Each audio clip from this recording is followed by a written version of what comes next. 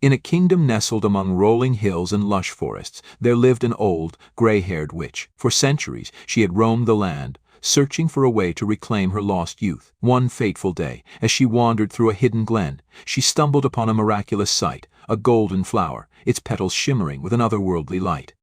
The witch's heart raced with excitement as she realized the flower's potential. According to ancient lore, this rare bloom possessed the power to restore youth and vitality. With trembling hands, she reached out to pluck it from the earth. But before she could claim her prize, the sound of approaching footsteps made her retreat into the shadows.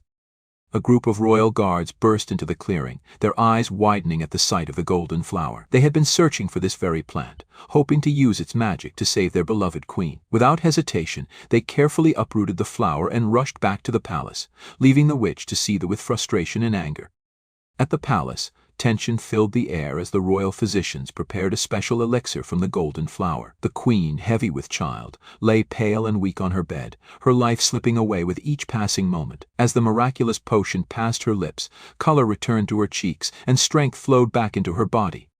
Months later, the kingdom rejoiced as a beautiful baby princess was born. Named Rapunzel, the infant girl possessed hair as golden as the sun, a living testament to the magic that had saved her mother's life. But their joy was short-lived, for the witch had not forgotten her thwarted ambitions. Under the cover of darkness, the witch crept into the palace, her eyes fixed on the sleeping princess. With a pair of enchanted scissors, she attempted to cut a lock of Rapunzel's hair, hoping to harness its magic for herself. To her horror, the severed strands instantly lost their golden hue, turning brown and lifeless in her hand. Realizing that the magic was tied to the child herself, the witch made a fateful decision. In one swift motion, she snatched the infant princess from her crib and disappeared into the night, leaving the royal family devastated and the kingdom in mourning. Deep in the heart of the forest, the witch raised Rapunzel as her own, keeping her hidden in a towering stone structure with no doors and only a single window at its summit. As the years passed, Rapunzel's hair grew to astonishing lengths, filling the tower with cascades of golden strands. The witch, posing as Rapunzel's mother, visited her daily, calling out, "Rapunzel, Rapunzel, let down your hair." The young girl would dutifully lower her magical tresses, allowing the witch to climb up and enter the tower. In exchange for this act of obedience, the witch would brush Rapunzel's hair, singing a special incantation that kept her youthful and vibrant. Rapunzel grew into a kind-hearted and curious young woman, but her world remained limited to the confines of her tower. Her only glimpse of the outside world came once a year on her birthday, when mysterious lights would float in the night sky. Little did she know that these lanterns were released by the king and queen, who still held hope that their lost princess would one day return. As Rapunzel's 18th birthday approached, she gathered the courage to ask the witch for permission to see the floating lights up close. The witch, fear and anger flashing in her eyes, vehemently refused, spinning tales of a dangerous world filled with monstrous men with razor-sharp teeth. "The tower is the only place you'll ever be safe, my flower," the witch insisted, her voice honey-sweet but laced with venom.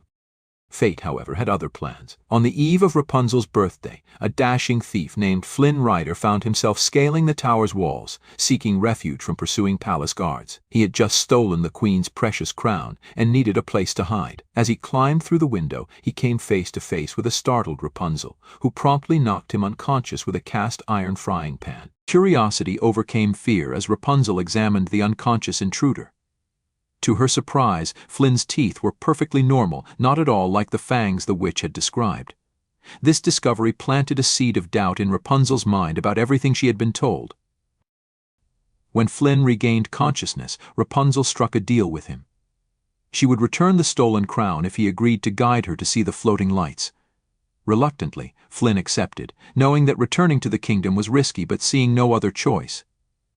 Their journey into the outside world was a revelation for Rapunzel. Every sight, sound, and sensation was new and exhilarating. She marveled at the feeling of grass beneath her feet, the warmth of the sun on her face, and the gentle caress of a breeze through her hair. Flynn found himself captivated by her infectious enthusiasm and innocent wonder. Their adventure led them to a rowdy tavern filled with rough-looking characters.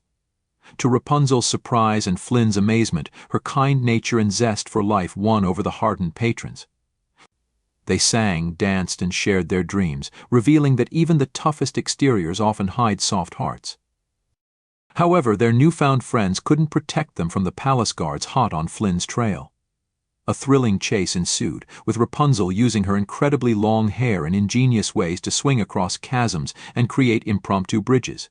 Flynn, impressed by her resourcefulness and bravery, found his cynical heart beginning to soften. As night fell, the unlikely pair found themselves trapped in a cave, water rising rapidly around them. In desperation, Rapunzel began to sing the incantation she had known all her life. To Flynn's astonishment, her hair began to glow with a brilliant golden light, illuminating a hidden escape route and saving their lives. In the quiet aftermath of their near-death experience, Rapunzel tended to a small cut on Flynn's hand, revealing the full extent of her hair's healing powers. As she wrapped her glowing locks around his injury, Flynn found himself opening up about his past, how he had been an orphan named Eugene Fitzherbert before reinventing himself as the dashing Flynn Rider. Rapunzel, in turn, shared her dream of seeing the floating lights. In that moment of vulnerability, a deeper connection began to form between them. Unbeknownst to the pair, the witch had discovered Rapunzel's absence and was now in hot pursuit. Determined to keep her flower locked away, she set a trap, manipulating Flynn's former partners in crime to create a rift between the blossoming couple. The next day, Rapunzel and Flynn arrived at the kingdom. The princess in hiding was overwhelmed by the bustling city, its vibrant colors and friendly people. A group of young girls, charmed by Rapunzel's impossibly long hair, fashioned it into an intricate braid adorned with flowers. For the first time in her life, Rapunzel felt truly free and connected to the world around her. As night fell, thousands of lanterns illuminated the sky, creating a breathtaking spectacle. Rapunzel and Flynn found themselves in a small boat on the lake, surrounded by the floating lights.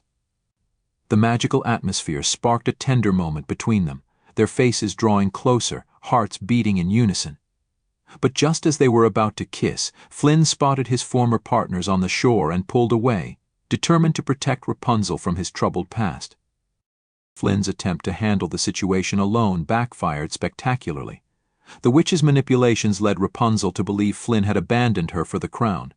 Heartbroken and confused, she returned to the witch, who wasted no time in whisking her back to the tower.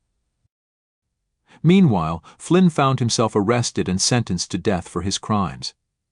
It was only through the intervention of his newfound friends from the tavern that he managed to escape, racing back to the tower to save Rapunzel. In the tower, Rapunzel was grappling with a startling realization. Fragments of memories, triggered by the kingdom's sun symbol, began to surface. She recognized herself in the portrait of the lost princess, finally understanding her true identity and the witch's betrayal. As Flynn climbed the tower, he was met not with Rapunzel's welcoming face but with the witch's dagger. Mortally wounded, he struggled to warn Rapunzel of the danger. The princess, seeing her love dying before her eyes, offered to remain with the witch forever if she could just save Flynn's life. But Flynn, in a final act of selflessness, used his last ounce of strength to cut off Rapunzel's hair, destroying its power and the witch's source of youth. The witch, unable to bear the rapid onset of her true age, stumbled and fell from the tower window, turning to dust before she hit the ground. Rapunzel cradled the dying Flynn in her arms, her tears falling onto his face.